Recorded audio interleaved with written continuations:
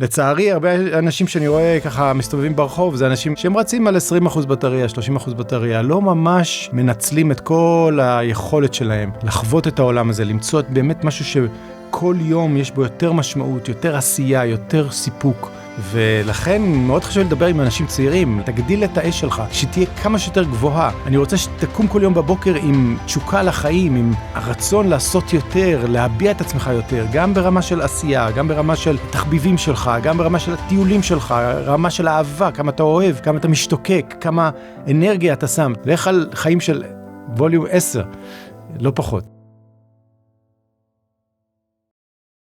בעקבות השיחה שהייתה לנו על אושר, נראה לי שהרבה מאוד אנשים צעירים שואלים את עצמם, אוקיי, אז איך אני מתחיל לעשות את התהליך הזה? אבל אולי יותר מזה, בכלל, הרבה אנשים מבוגרים, או הרבה אנשים שכבר ככה חיים, אומרים, אוקיי, אני חי טוב, מה אני צריך עכשיו את כל הסדר משימות הזה? למה צריך לקחת את הדברים כל כך ברצינות? צריך כל נחיה, נשמח, אלה החיים, אנחנו מאוד שמחים בהם, ואולי טל מציע דברים קצת יותר גבוהים, אבל נו, בסדר, סך הכל, הכל סבבה, למה להיות כזה רציני? אז למה להיות כזה רציני, טל? להיות כזה רציני, לקחת חיים, כמו שקורא, מקצוען ולא חובבן, בגלל שיש לנו הזדמנות אחת, לחיות את החיים בעוצמה הכי גדולה שיש. אז אם אתה לא לוקח את החיים האלה, את התקופת זמן הקצרה הזאת יחסית, של להיות פה עלי אדמות, ולעשות עם זה את המקסימום, אתה מבזבז את הדבר היקר ביותר שיש, שזה היכולת שלך לחוות, להביע את עצמך, את האנושיות שלך, את היצירתיות שלך, את האהבה שלך, את התשוקה שלך, ברמה הכי גבוהה שיש. ולצערי, הרבה אנשים שאני רואה ככה מסתובבים ברחוב, זה אנשים, אני תמיד חושב על זה כמו איזה, אתה יודע, סמן של בטריה, שהם רצים על 20% בטריה, 30% בטריה, לא ממש מנצלים את כל היכולת שלהם, לחוות את העולם הזה, למצוא באמת משהו שכל יום יש בו יותר משמעות, יותר עשייה, יותר סיפוק, מרמת העבודה, דרך מערכות היחסים והאהבה והרומנטיקה, אפילו להגיד הסקס, הכל, כאילו, כל מה שיש לעולם הזה להציע, לחוות יותר, לעשות יותר. אני לא מדבר על יותר כסף, אני לא מדבר על יותר הצלחה והכרה, אני מדבר על התחושת הפנימית הזאת, שאי אפשר להחליף אותה, שאף אחד לא יכול לתת לך אותה, רק אתה יכול להרגיש אותה של משמעות. וזה להגביר את הווליום. אני פשוט חושב על זה, להגביר את הווליום מ-2-3, לך על חיים של ווליום 10, לא פחות. אתמול ישבנו ככה כמה שעות אחרי ההקלטות וזה, וסיפרת על איזשהו זוג שהגיע אליך לאיזשהו ייעוץ בקשר של התוכנית שלך של האושר, והסיפור האמת היה מאוד מרגש. כן, זוג שהגיע ביחד, האישה הייתה מאוד ככה אינטראקטיבית, והבעל שותק. וככה פנים חתומות, כל הסדנה. ואתה רואה שמשהו לא עובד, אז בסוף היא שאלה אם היא יכולה לשתף, כמובן היא יכולה לשתף, היא אמרה שהם בתהליך של פרידה, כאילו היא ממש מתוסכלת, היא אוהבת מאוד את הבעל, אבל הם כבר לא, זה לא הולך לעבוד, כי היא אוהבת אותו, והיא יודעת למה מסוגל, אבל הוא קובר את עצמו. הוא קובר את עצמו בעסק שהוא לקח מאבא שלו, של אריזה ושילוח, וזה משהו שהוא לא אוהב בכלל, והיא יודעת בדיוק מה הוא אוהב בתים כאלה מוכנים מראש, אתה יודע, שנקרא pre-fabricated homes כאלה, שאתה מכין אותם במפעל. שהקיר מגיע עם החשמל והכל. הכל מגיע, אתה רק מרכיב את הכל, מחבר לתשתיות, וזה תשוקה שלו, והוא בנה להם בית כזה, הרכיב להם, מחלקים מיפן ומדנמרק, הכל שם, והוא בתקופה הזאת היא ראתה אותו פורח. אבל הוא עושה את העבודה שלו, הכל, והוא אמר גם שם, כן, 3 משפחות, אני ואח שלי, ועוד משפחה שקרובה למשפחה, כולם מוציאים משכורת מהעסק הזה, זה מה שאני צריך לעשות. ואז כשהיא אמרה, בגדול, מול כולם, אני הולכת לעזוב אותו בגדול, הבחור פשוט נשבר מולנו, ופרץ בבכי בלתי נשלט, כי הוא הבין שמשהו קורה, ואז, להגיד לזכותו, הוא אמר, אני רוצה להיפגש איתך. ואחרי כמה פגישות ראית כאילו התעוררות של נפש, ממקום שהוא קבור, אין לו למה לקום בבוקר, עוד יום בעבודה, הוא שונא את התהליך הזה, למקום שהוא עזר את האומץ, להגיד לכל מיני אנשים סביבו, תשמעו, אני רוצה לחיות את חיי יותר בעוצמה, אני הולך לעשות החלטות די רדיקליות בחיים שלי, וממצב של להיות בן אדם בלי אנרגיה ובלי כלום, תוך כמה שבועות הוא כבר טס לכנסים, מביא, פתח חברה חדשה, והציל את חיי הניסויים שלו, ואשתו מתקשרת אליי אחרי זה. רגע, מה חברה חדשה? חברה חדשה זה חברה של הבתים האלה, של להביא בתים, לא יודע מאיפה הוא מייבא אותם, והוא מעצב אותם, יש כמה דברים, והוא עובד עם הלקוח, ליצור את בית חלומות שיעלה בערך רבע, שגם של מחיר וגם של זמן, לבית, והוא מחבר את הכל, והוא גם מעצב, והוא משלים את הבית בעוד כל מיני דברים. באמת, חזון מדהים. הדבר הכי יפה זה שאשתו מתקשרת עליי אחרי איזה חודשיים, ואומרת לי, אני פשוט רוצה להגיד לך תודה, כאילו, הצעת את חיי הניסויים שלי, לא רק שהחיי הניסויים שלי, הם הכי טובים שהיו אי פעם. זה הבן אדם שהתאהבתי בו, כשהוא היה צעיר. שהיה לו את הניצוץ הזה, אתה יודע, יש את הציטוט, אני לא יודע אם אתה רוצה שאני אקרא אותו, של איין ראנד, של... יאללה. אוקיי, אז נפתח את מרד הנפילים, את הספר הגדול הזה, בסוף, אתה רואה, זה החלק האחרון. בוא נגיד את העמוד, זה עמוד 871 במהדורה העברית. נכון. וג'ון גלד אומר שמה, אל תיתנו לזיקים חסרי התחליף של האש שלכם לדעוך בזה אחר זה, בביצות חסרות התוחלת של הבערך, של הלא בדיוק, של העדיין לא, או של הבכלל לא.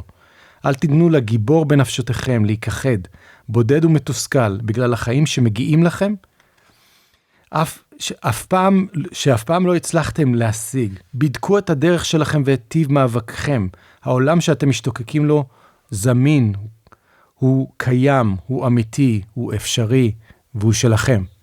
וזה אחד הציטוטים שעוררו בי את הנפש, עוררו בי את הרצון, לא לחיות את החיים בווליום נמוך, אלא להגביר את הווליום, להבין שהזמן עלי האדמות הוא מוגבל, וצריך לקחת כל יום, להכניס בו כמה שיותר משמעות, כמה שיותר עוצמה, ואם אתה אדם, לא יודע מה, בין 40-50 שאומר, טוב, עזוב אותך, תן לחיות, לעשות מה שצריך, עבודה לא מי יודע מה, אישה לא מי יודע מה, הכל, אבל כולם בריאים, הכל בסדר, יש פרנסה. כשאני שומע את זה, אני רואה את הפוטנציאל המבוזבז של האדם הזה, שיש בתוכו גיבור, שאפשר היה לכתוב עליו ספר, אבל הוא אף פעם לא כתב את הסיפור. אבל אתה אומר גם, כשקוראים מצבים כאלה הרבה פעמים, טוב, אין מי לדבר. זאת אומרת, אתה כן מכיר בזה שרוב האנשים, אולי מי שצופה בנו, אז היוטיוב בראש תרגט אותו, כי יש סיכוי, אבל רוב האנשים כבר... ויתרו, כן, הזיק שלהם כבר כבוי, ולכן מאוד חשוב לדבר עם אנשים צעירים, להגיד, אל תיתן לזיק הזה להיחבות, אל תיתן לו עוד ועוד חמצן, תן לו עוד ועוד חומר בעירה, תגדיל את האש שלך, שתהיה כמה שיותר גבוהה. אני רוצה שתקום כל יום בבוקר עם תשוקה לחיים, עם הרצון לעשות יותר, להביע את עצמך יותר, גם ברמה של עשייה, גם ברמה של תחביבים שלך, גם ברמה של הטיולים שלך, רמה של אהבה, כמה אתה אוהב, כמה אתה משתוקק, כמה אנרגיה אתה שם. אתה רואה אנשים שקמים בבוקר ורצים כל היום. ואנשים אחרים, כאילו, תן לעבוד איזה שעה, לנוח, לעשן סיגריה, תן, ואחרי זה, אחרי צהריים, בוא ניסה שתי... הכל בווליום נמוך, עזוב אותך, אחי, תן לחיות, וחבל, כי אם אתה מדבר עם אנשים מבוגרים, אם מדבר עם הרבה אנשים מבוגרים, בימים אלו, יש חרטה אדירה, כשאתה מבוגר, לזה שלא עשיתי את מה שרציתי לעשות. לא הלכתי אחרי התשוקות שלי, וויתרתי. ולצערי, אתה שומע את החרטה הזאת, וזה כואב, הדמעות, לשמוע אנשים מבוגרים שאומרים לך, פספסתי. לא לקחתי את כל ההזדמנויות שהיו לי.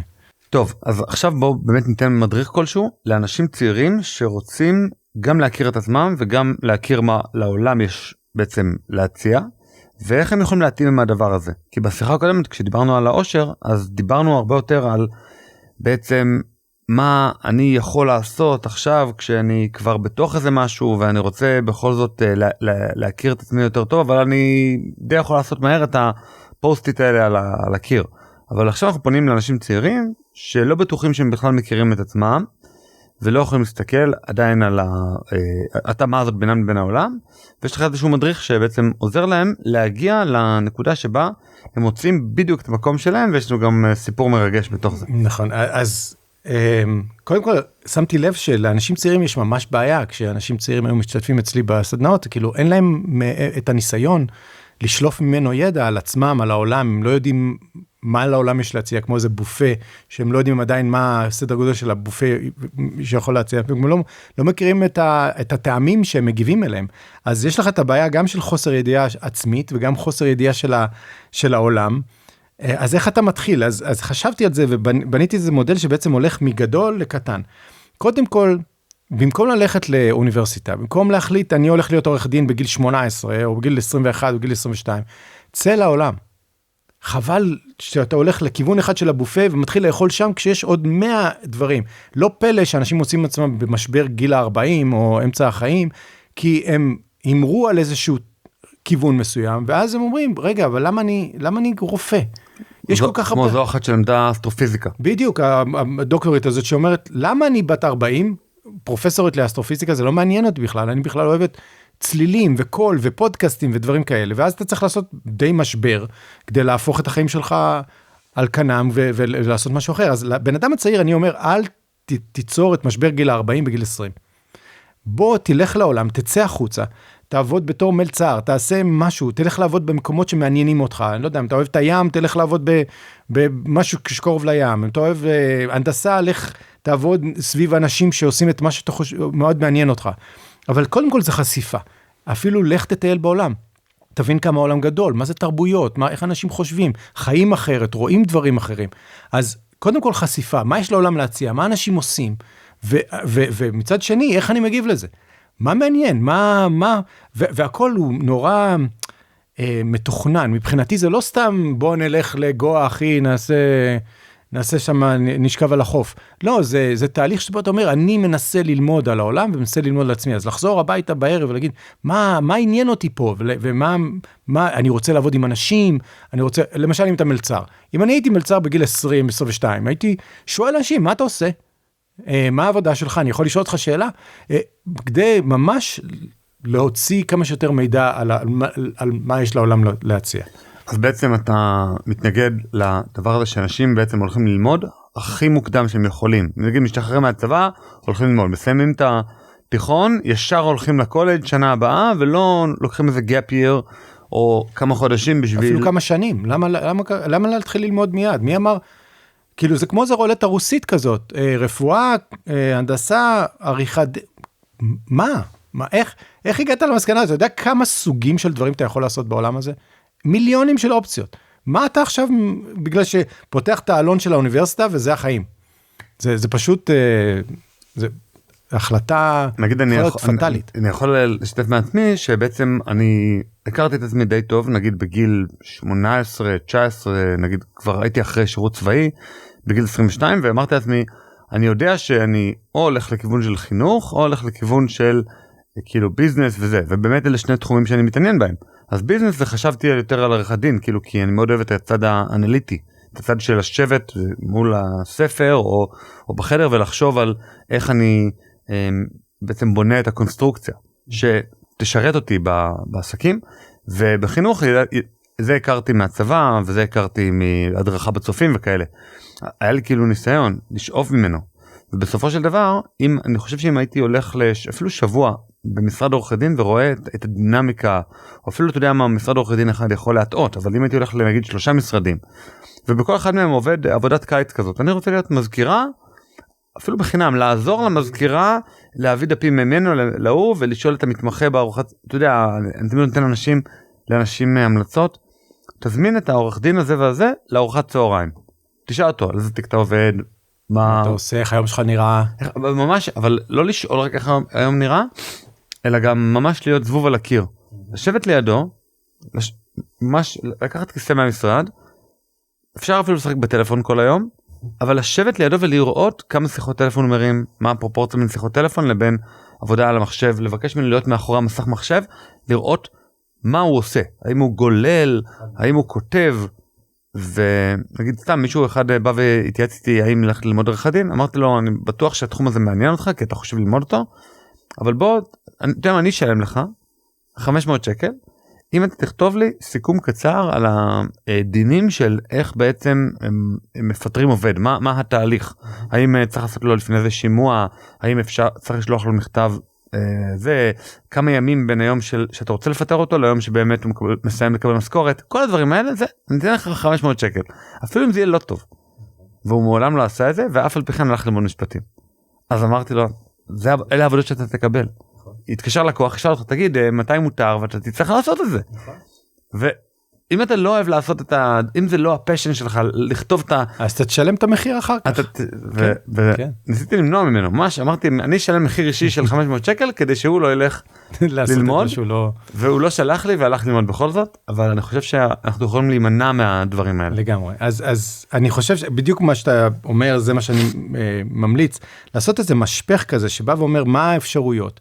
ודרך אגב, אני חושב שאתה בן אדם אינטרוספקטיבי, אבל גם בגיל 22, מה עוד יש? שמעת על פודקאסטים בגיל 22?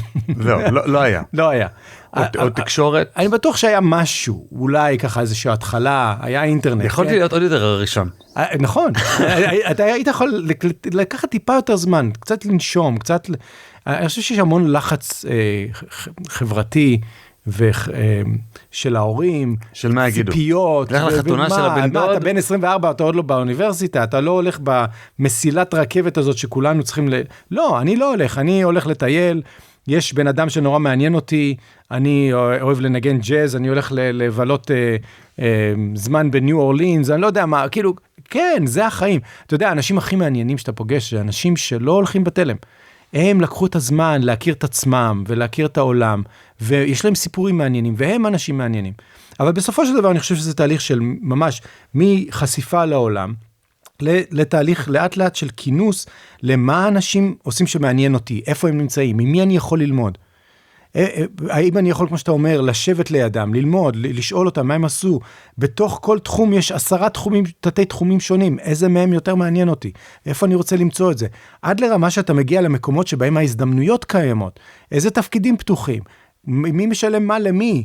איזה פרויקט בתוך החברה מעניין אותי יותר? אז לפני שנגיע לפרוגרמה, בוא תספר את הסיפור של אריק, שככה אותי רגש. כן, זה פשוט מדהים איך האנשים האלה מובילים את החיים שלהם ולא נותנים לחיים להוביל אותם, כמה הם מושכים.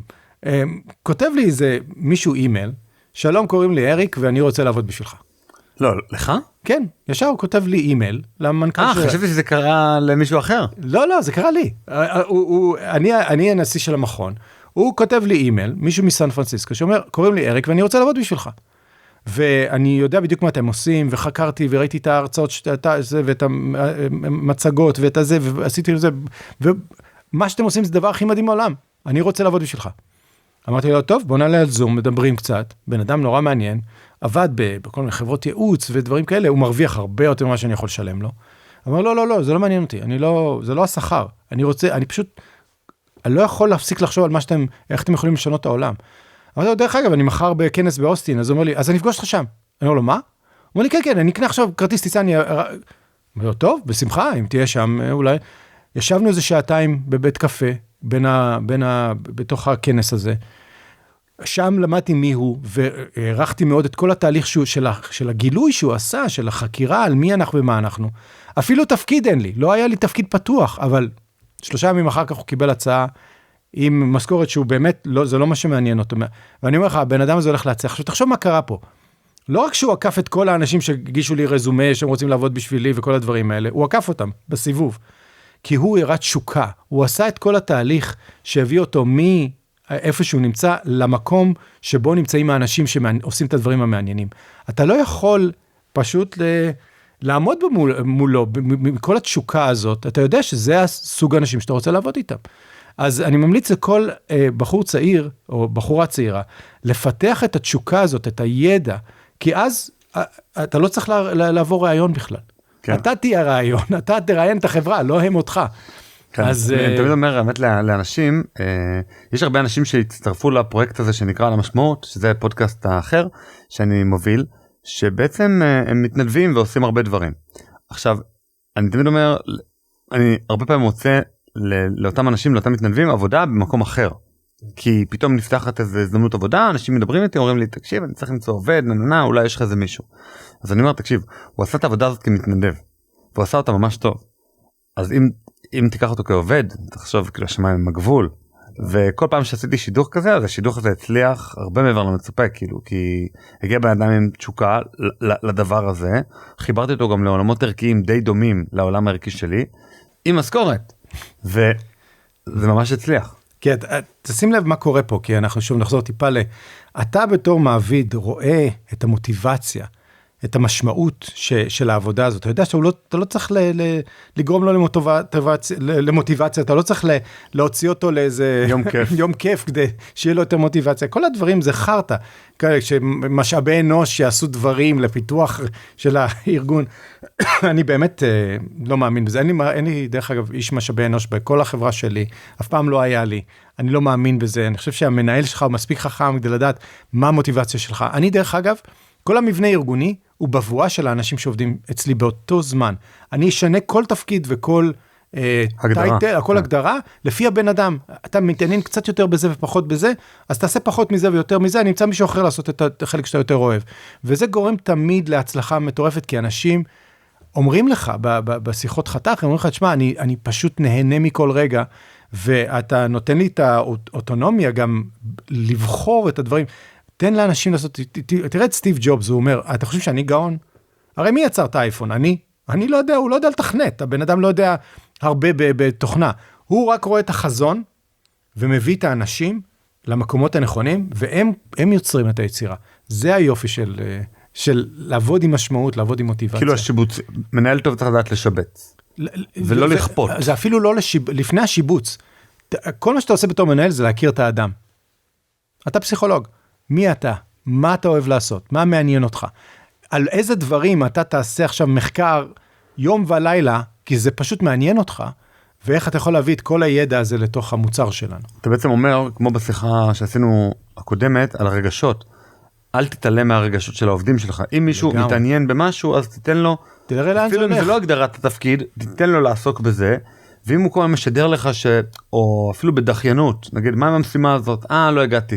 טוב, אז אל תלחץ. שאני אלחץ, תגיע אליה, תעשה אותה, אז תגיד, טוב, לא. הבן אדם הזה אין לו תשוקה לדבר הזה, אני עדיף שנמצא מישהו אחר למשימה הזאת, או שוב, שנפטר אותו, כי הוא לא מתאים, אבל... אני לא יכול לתאר כמה זרימה, יש מצב של flow, קוראים לזה, מצב של זרימה יש כשאתה באמת שם כל בן אדם במקום. עכשיו, דרך אגב, בתור מנהל טוב, שמבין גם קצת פילוסופיה, אתה יכול לראות את מה מעניין את העובד שלך לפני שהוא יודע. אתה רואה איזה נטיות הוא מפתח, אתה רואה את הדברים שמעניינים אותו, אתה יכול לעשות כבר השלכה, איזה דברים נוספים יעניינו אותו. אתה יודע איזה סוג של בן אדם אחר אתה יכול לשבת ביחד, שהוא יגיד, הם יעבדו מדהים ביחד, הם ישלימו אחד את השני. אני אתן לך עוד דוגמה, למשל, אני נורא לא אוהב ניהול פרויקטים. כל העניין של הטקטיקה, מי עושה מה, מתי, איזה, לוחות זמנים. כאילו הפקה. אני יותר היצירתי, אתה יודע, ויש את האנשים שיותר הסדר. אני יודע שבכל תפקיד שאני עושה, אני חייב מישהו לידי, שהוא איש, או אישה שאוהבת סדר. ממש, זה, ואז אתם עובדים כל כך טוב ביחד. כל פעם שאתה מדבר על משהו יצירתי ומבולבל ומבולגן, הם כאילו זזים הצידה, תעשה את העניין שלך, אני לא יודע מה, כל פעם שאתה יודע, זה הגיע למצב של עומדים בזמנים ובתקציבים וכל הדברים האלה, תעשו אתם את מה שאתם אוהבים לעשות, וזה, אין פה שום ניגודים, זה ממש סחר של ערכים, ככה אני רואה את זה. אז בוא נגיע באמת לנקודה שבה יש מישהו צעיר, הוא לא לגמרי מכיר את עצמו, הוא לא לגמרי מכיר את העולם, והוא רוצה, מעבר להזמין עורכי דין לארוחת צהריים, או לשבת אצלם במשרד, לעשות את זה בצורה יותר מסודרת, הוא גם בכלל אולי לא מכיר שיש מקצוע כזה שנקרא עורך דין, הרי מה המקצועות שאנחנו מכירים בתור אנשים צעירים? מלצר, מורה, כי עם מורה היינו כל הזמן במגע, שרת, נכון? אנחנו לא מכירים הרבה מקצועות בעצם, בתור אנשים צעירים. נכון. אתה לא מכיר את העולם, אתה לא יודע שיש מיליון סוגים של תפקידים, בחברות הייטק יש טייטלים שאתה אפילו לא יודע מה הם אומרים, אתה יודע מה עושה הבן אדם הזה. DevOps. האנליסט של דאטה, ויש מיליון דברים, מנהל מוצר, שיווק, מנהל משאבי אנוש. זה, תראה, בסופו של דבר, לפי טבע ההמלצה שלי זה, שים לב ותן המון המון כבוד לתגובות שלך לדברים שקורים. תחזור הביתה ותהיה האדם החכם הזה שאומר, רגע, מה היה טוב פה? מה אני יכול? בתוך, למשל, מקרה אחד שקורה באיזה יום, שמשהו קרה, נניח, במקום שאתה עובד בו. אתה יכול לפרק את זה לארבעה אלמנטים שונים, ולבוא ולהגיד, זה האלמנט שמשך אותי. זה החלק בשיחה שהכי התעניינתי בו. אז בתוך כל מה שעשיתי, רק הרבע הזה זה מה שאני רוצה לעשות. ואז תשים לב, אם תלך למנהל שלך ותגיד, תראה, מכל הדברים שאני עושה, הרבע הזה, זה הדבר שזה הכי מפוצץ לי את המוח. אני רוצה יותר מזה.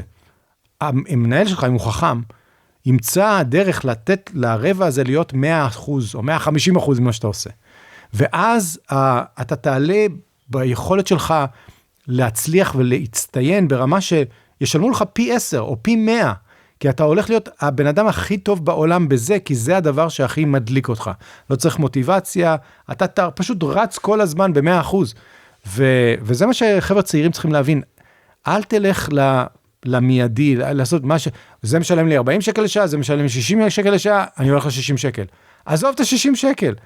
אתה תרוויח 600 או 6,000 שקל, או 60,000 שקל, אם תלך למקום שבו יש את עכשיו, יש גם הרבה אחרים, כן, אבל אני אוהב מוזיקה, כן, אבל אני אוהב דברים שאי אפשר לעשות מהם כסף.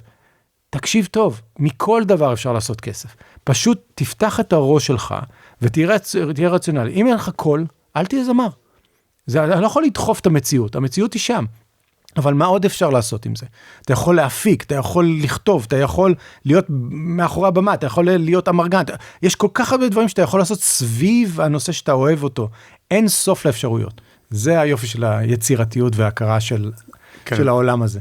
ולפני שנגיע לפרוגרמה, אז אני יכול לומר שגם הרבה פעמים חברים טובים, זה מישהו שיכול לשקף לך. נגיד, אני פעם אמרתי לאיזה חבר, ככה, לקראת יום כיפור, וזה שאני לוקח על עצמי, לא לצעוק. אז אמר לי, לקחת משהו ממש טוב. אמרתי לו, למה? הוא אמר, כי אתה לא צועק. אז כאילו, כבר השגת את זה. אמרתי, וואלה. למה רציתי את זה? לא, אז רציתי את זה כי כנראה זה היה קל. כן. יאללה, לא לצעוק, אוקיי, דן. נכון. כאילו, בוצע. הצלחתי ברגע של ההתחלה. אז גם חבר טוב יכול להגיד לך, וואו, אתה תמיד בדיונים, זה שיודע להבין את כולם, אז אוקיי, יופי.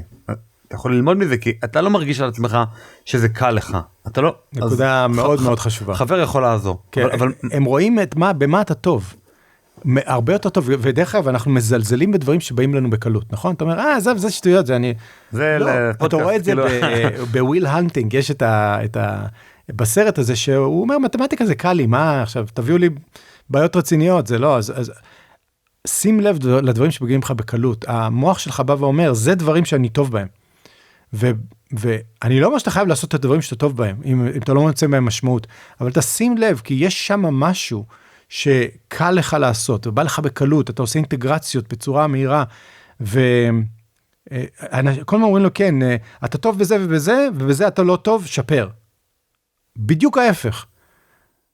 כאילו, יש אפילו מחקרים. כאילו, אל תשפר. אל תשפר את הדברים שאתה לא טוב בהם, שמישהו אחר יעשה אותם. אתה תתמקד בדברים שאתה טוב בהם, ושמעניינים אותך. הזמן עלי אדמות קצר מדי. אז אם אנחנו צריכים לתת ככה זריקת אנרגיה האחרונה לאנשים, שזה באמת לחיות ככה בווליום יותר גבוה, ולקחת את החיים למיצוי הפוטנציאל, איזה דבר אתה יכול ככה בסוף השיחה, לבוא ולתת בוסט? אתה יודע, זה מזכיר לי ספר של סופר בשם סטיבן פרספילד, שיש לו ספרון קטן כזה שנקרא Turning Pro, או להפוך להיות מקצוען. ויש שם, כל הספר הזה מלא בעצות חכמות, כמה מהם אני לא מסכים איתם, אבל יש אנלוגיה אחת ששווה את קריאה של כל הספר הזה. הוא אומר, תשמע, יש לך שתי אפשרויות, או לחיות כמקצוען, עם חיים קשים ומאתגרים, ועם כישלונות, ולדחוף את עצמך כל הזמן לשלב הבא, וחיים ממש קשים ומאתגרים, או שתהיה חובבן. חובבן זה אחלה, לבוא לשחק מתי שבא לך, הכל צפוי מראש, ידוע, רגוע, לא מתאמצים יותר מדי. אחלה, תחיה את החיים של חובבן, בבקשה, תפדל. אבל מה? תשלם את המחיר. ואז יש לו אנלוגיה מדהימה, שמבחינתי זה חצי אנלוגיה. הוא אומר, המחיר של להיות חובבן, לחיות כמו חובבן, זה לחיות בצל. Living in the shadow. והוא אומר, זו תחושה כזאת שאתה אומר, אני לא באמת בשמש, ככה חי את החיים באנרגיה, אני בצל. עכשיו, אני, עם המוח הפילוסופי שלי, חושב, רגע, אבל מה נוסח את הצל? צל של מה זה? וכשחשבתי על זה, בזה בעצם הצל זה משהו שהתת מודע שלך משדר לך, כי הוא מכיר אותך, הוא יודע מי אתה, הוא יודע במה אתה טוב, הוא יודע מה מעניין אותך, והוא יודע מה הפוטנציאל שלך, והוא יודע שאתה לא מנצל אותו. אז הוא מעניש אותך, בזה שהוא נותן לך לחיות בצל, של הפוטנציאל של מה היית יכול לחיות בו. אז אני אומר לכל מי שמקשיב, תהפוך להיות מקצוען. תחיה את החיים היותר מסוכנים, היותר מרגשים, היותר קשים, של לעשות את המקסימום שאתה יכול. התמורה היא כל כך מדהימה, זה לקום כל יום בבוקר ולחיות בתוך האור של אדם, שיודע שהוא טוב, ושהוא מנסה, ושגם שהוא נכשל, זה בסדר, ומנסים שוב, וחושבים יותר לעומק, ומנסים עוד פעם. אל תהיה אותו אדם, בגיל 80, 85, שאתה מדבר איתם, ואומרים, תשמע, אם רק הייתי, וכשהיה לי הזדמנות בגיל 30, ולא לקחתי, והוציאו לי, ולא עשיתי, כי לכולנו מציעים, זה הקטע. נכון, אבל השאלה, מה, ואם זה מתאים לך? לא, אבל אני אומר, לכולם, בכולנו אנשים רואים משהו שהוא קצת יותר גדול, קצת יותר משמעותי, וקיבלנו הצעות ודחינו אותם. לא רק היינו צריכים ללכת ולשלוח מייל כמו אריק. נכון, לפעמים זה בא אליך.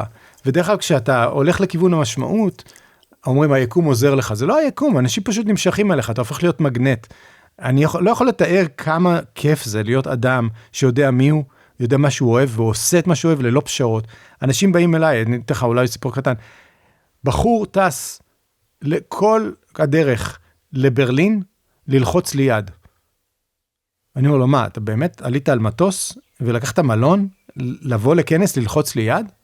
למה? הוא אומר לי, כי אתה התגרת אותי, הקשבתי לזה הרצאה שלך, ושינית את חיי, אני שיניתי קריירה, עזרתי מערכת יחסים שלו הייתה טובה, והיום אני מאושר, והוא סיפר את כל התהליך שלו, הוא מצא תפקיד חדש, עם כל העניין הזה של, אתה יודע, לא לשכוח קורות חיים, אלא ללכת לדבר עם אנשים, ואתה הולך לישון באותו ערב, אתה אומר, וואו, איזה כיף, איך אני משפיע, זה המקום שבו אתה יודע שאתה בגיל 85, תבוא ותגיד, טל, כל הכבוד, עשית את זה.